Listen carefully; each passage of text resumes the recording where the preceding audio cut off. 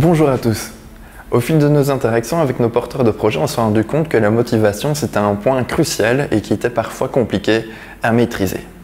On va vous donner quelques conseils ici pour que vous puissiez vous emparer de votre motivation et la tirer jusqu'au bout du projet. La première chose à faire, c'est de visualiser son projet dans son ensemble, dans les moindres détails, tel qu'on le voudrait, et aussi de pouvoir penser comment l'amener dans les mains de ses usagers.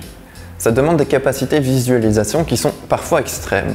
L'idée, c'est vraiment de pouvoir fermer les yeux et de voir son projet tel qu'il est une fois fini.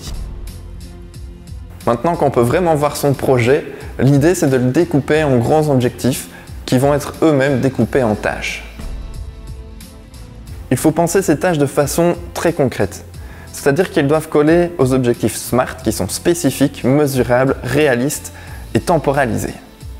Ça veut dire que pour une tâche, il va y avoir un moyen de vérifier si elle est bien faite. Ça veut dire aussi que vous devez avoir toutes les ressources dont vous avez besoin à votre disposition et que vous devez mettre une date ou en tout cas une échelle de date pour pouvoir réaliser cette tâche-là.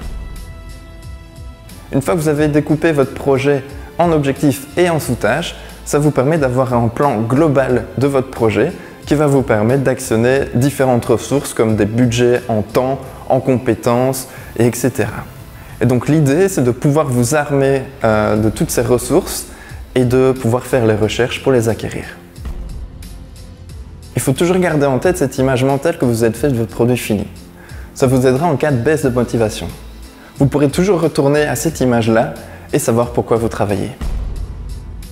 Un autre point crucial, c'est de garder une trace de tous vos progrès. Donc on vous conseille d'avoir un petit carnet de bord dans lequel vous notez vos progrès, vos idées, etc.